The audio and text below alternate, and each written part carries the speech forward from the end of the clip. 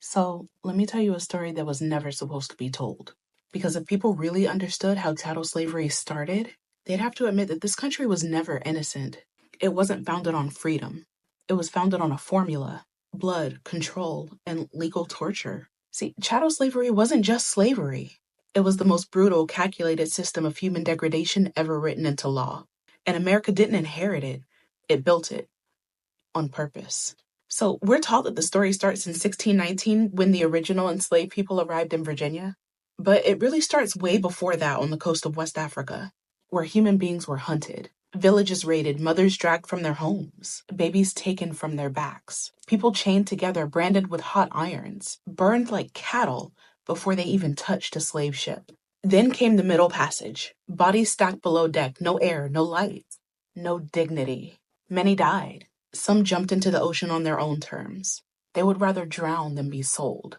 But when they arrived in the colonies, they weren't welcomed. They were inspected, priced, and sold. Children torn from mothers, spouses separated without a second thought. And the worst part? There were no laws protecting them, because there were no laws that recognized them as human. They weren't seen as people, because they were property. And yeah, some African leaders played a role in the trade. Some sold prisoners of war or rival groups into European hands. But this idea that Africans sold their own people, that's a distraction.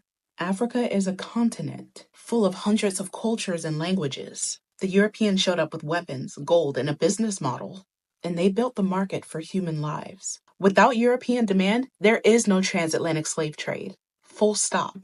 In the early colonial days, slavery didn't start as permanent. Some Africans were treated as indentured servants, just like poor Europeans. But then white landowners saw an opportunity. Why release a worker when you can just own them forever?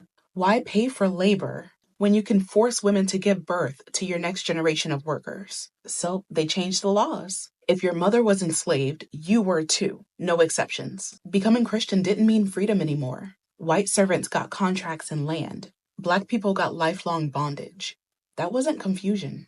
That was strategy. They were never trying to civilize Black people. They were trying to own them forever. But wait, how do you convince a society that all of this is okay? You build a lie. They said Black people were cursed, less intelligent, animal-like. They used scripture. They used fake science, measuring skulls, ranking races, and publishing pseudoscience to prove what they already decided was true. They needed people to believe that we were made for this. Because if we were human, then the system couldn't be justified. So they rewrote what it meant to be human. White supremacy wasn't born out of slavery. It was born with it. By the 1700s,